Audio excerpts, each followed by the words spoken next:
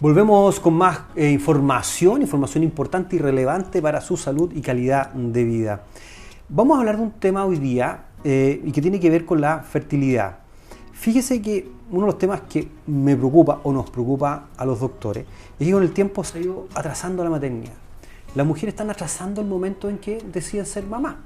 Y eso significa que están llegando tarde, a los 38, 40, 42 años, hablan con el ginecólogo y le dicen, ¿sabe que quiero ser mamá? El ginecólogo les pone cara así como, está un poco compleja la cosa.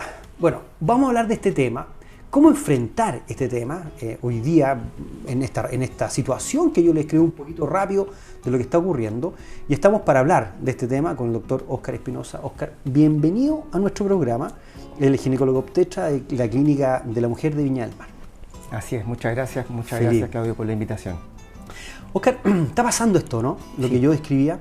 Es un fenómeno que está ocurriendo en todo el mundo, en particular en Chile y en los países más desarrollados. La maternidad se está postergando hasta después de los 35 años habitualmente.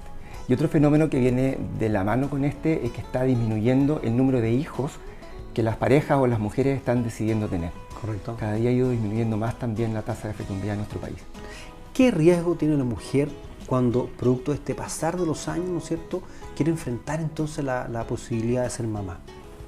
Mira, yo diría que no es tanto un riesgo, pero es el principal factor que influye en esto es que se hace más difícil lograr el embarazo. Correcto. En la medida que va pasando el tiempo, se hace más difícil lograrlo. Ya. Y desde el punto de vista orgánico, fisiológico, una mujer de 45 años, 44 años no tiene las mismas condiciones de una mujer a lo mejor de 30, desde el punto de vista físico, independiente de la fertilidad. Sí, mira, pasa que con el tiempo y en la medida que pasan los años va ocurriendo un fenómeno que tiene dos caras. Un lado es que va disminuyendo el número de óvulos con el que nace la mujer. Las mujeres nacen con una cantidad fija de óvulos que van disminuyendo en el paso del tiempo. Esa disminución comienza desde los 35 años, ya desde los 37 más marcada. Eso es un lado. El otro lado es que la calidad de los óvulos también va disminuyendo con el paso del tiempo. Van disminuyendo por el daño acumulativo del paso de la edad, finalmente. O sea, una mujer, por ejemplo, tengo un ejemplo, los 38, 40 años, podría tener una cantidad de óvulos todavía importante, pero no así la calidad de los óvulos que tiene es suficiente como para fecundar. Claro, los dos factores vienen de la mano. ¿Vienen de la mano? Se dan juntos ya. Sí, se dan juntos.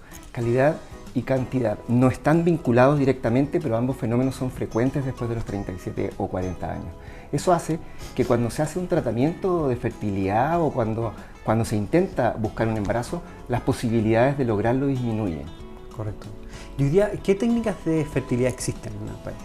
Cuando nos enfrentamos a una paciente en este grupo de edad, lo que hay que hacer es individualizar el pronóstico, individualizar la probabilidad de que logremos el embarazo. Correcto. Eso cambia, no es un estándar, hay que verlo caso a caso. En algunas pacientes se justifica intentar un tratamiento de fertilización in vitro con óvulos propios, especialmente antes de los 43 años. Las tasas de embarazo sí, y esto es importante decirlo, a veces a las pacientes les llama la atención estos números, pero están entre el 15 al 25% en torno a los 40 años y va disminuyendo hasta un 5% en torno a los 43 años, siempre hablando de óvulos propios. Entonces, ¿qué alternativa es la que ofrece la medicina reproductiva? La ovodonación. O recibir óvulos donados, con lo que las posibilidades de embarazo aumentan, obviamente, a un 80-90%. Claro, entendiendo que en esa concepción el material genético de tu hijo, la estructura genética es del papá, el 50% del papá y de la persona ovodonante. Así es, y es uno de los temas principales a los que se tiene que enfrentar la mujer y la pareja cuando deciden enfocarse en la ovodonación. Hay que hacer un tránsito hacia entender que finalmente la maternidad es más que la carga genética. Sí, es más que la genética. La mujer que recibe esos óvulos está embarazada. La mujer tiene a su hijo, a su hija, a su guagua. La mujer también, a través de la epigenética, le traspasa ciertas características. Cuéntanos de eso, qué interesante. La epigenética es interesante porque ayuda o transmitirlo a las pacientes nos ayuda a mostrar de mejor manera la ovodonación.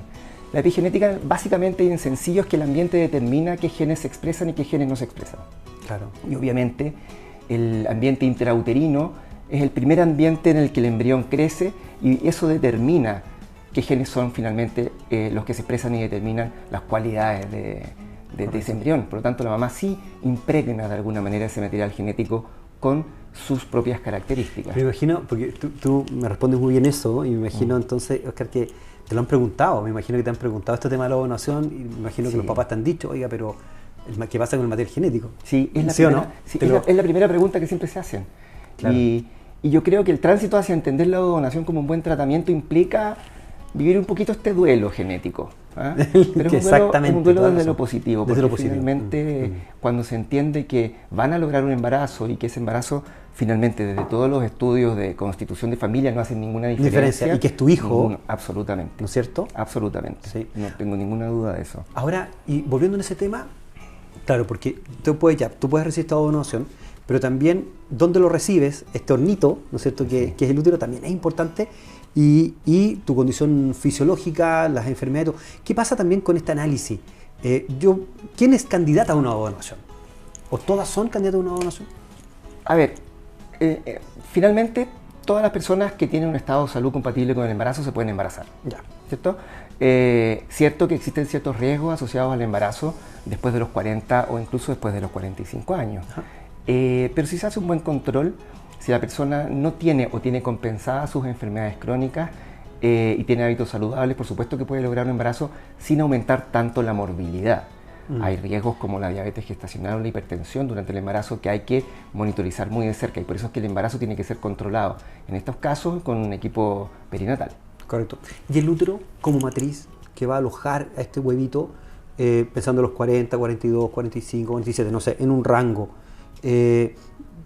como calidad, si tuvo mioma, no tuvo mioma, si, no sé, sí. ¿Hay algún análisis ahí de...? Sí, hay tablas comparativas de probabilidades de embarazo, y una de las conclusiones a las que se llega es que lo importante es la edad del óvulo, y el embarazo tiene las mismas probabilidades, el útero, perdón, o la persona cuando se ocupan óvulos donados tiene la misma probabilidad de embarazo que tendría a cualquier edad. Obviamente hay más frecuencia de algunas enfermedades, tú dijiste los miomas, también están los pólipos endometriales, que pueden bajar la probabilidad, pero se pueden tratar también. Se pueden tratar quirúrgicamente previo a la transferencia. Un concepto en medicina reproductiva es que la edad del útero, de la persona, del útero, no modifica tanto la probabilidad de embarazo como sí la edad de los ovocitos. Correcto. Quiero ir al principio de la entrevista, cuando conversábamos, y los dos hacíamos referencia a esta postergación del embarazo a la maternidad, porque hay un montón de otras cosas que hoy día la mujer está viendo, desafíos laborales, de viaje, un montón de otras cosas, estructurar la familia, no tener hijos inmediatamente, bueno, distintos planes que hacen que se atrase. Existe, y quiero meterme en el tema de ¿cómo se llama?, de conservar óvulos, de la criopreservación de óvulos. Sí. ¿Existe una edad? Primero, si nos puedes explicar el concepto, y segundo, las edades. El concepto de criopreservar óvulos o de preservación de fertilidad fundamentalmente es entendiendo que la edad de la mujer determina la posibilidad de embarazo, y entendiendo que para la fertilización in vitro en medicina reproductiva se requiere utilizar óvulos. Esos óvulos hoy en día se pueden congelar, vitrificar. Correcto. Esos óvulos vitrificados, pasado un tiempo, se pueden desvitrificar y utilizar para una fertilización in vitro. Ese es el concepto de la preservación de fertilidad.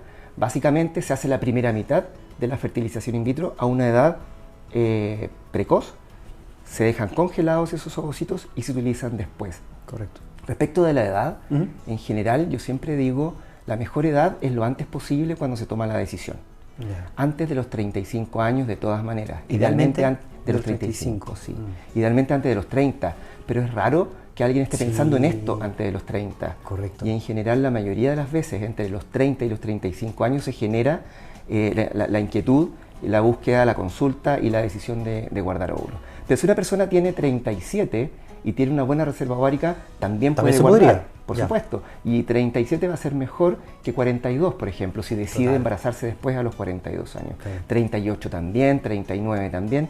Y yo creo que siempre es bueno tener una consulta y una conversación para decidir si se justifica y se puede vitrificar ovocitos independiente de la edad. Correcto. Pero bueno, lo que tú dijiste, es decir, como recomendación, que si se piensa, ¿no es cierto?, no se postergue mucho la decisión, sino que si ya empezó a usted a darle vuelta, está pensando en este tema, poder ya tomar carta en el asunto, ¿no es cierto?, planificarlo y hacerlo. Y aprovechar la fertilidad natural propia de la edad más joven, totalmente, sí. Un óvulo que está criopreservado, está vitrificado, ¿cuánto tiempo tiene en esta condición?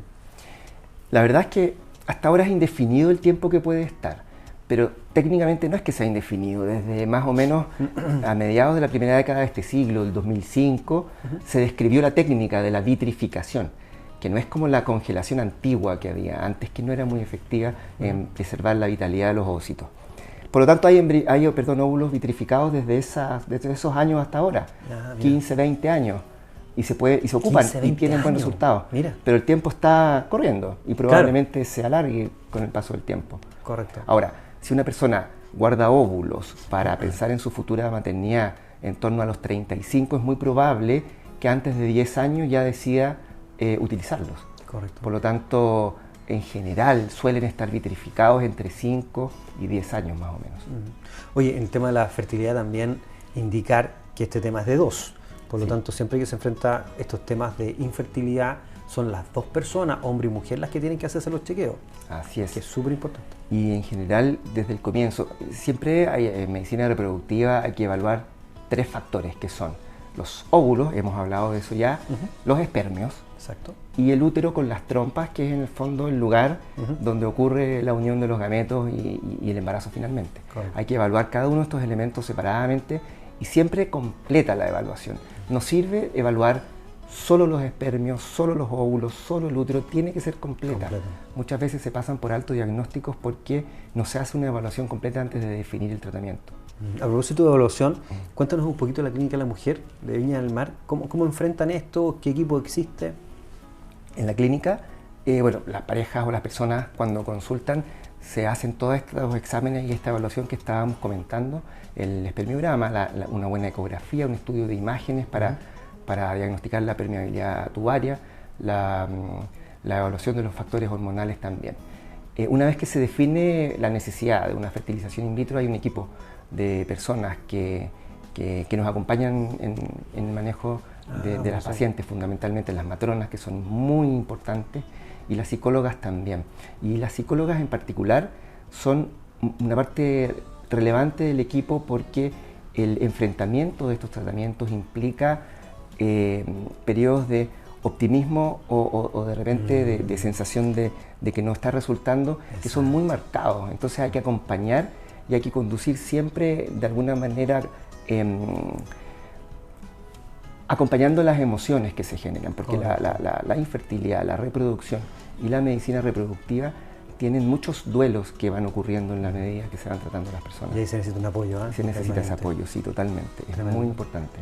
Óscar, muchísimas gracias por estar hoy día con nosotros en el programa. Felicitaciones al trabajo, al lindo trabajo que hacen en la Clínica de la Mujer en Viña del Mar. Y nada, agradecerte por estar hoy día con nosotros. No, muchas gracias por la invitación. Feliz. Y nosotros seguimos con más programa, con más educación en salud y calidad de vida para todos ustedes. Hacemos la pausa y ya volvemos.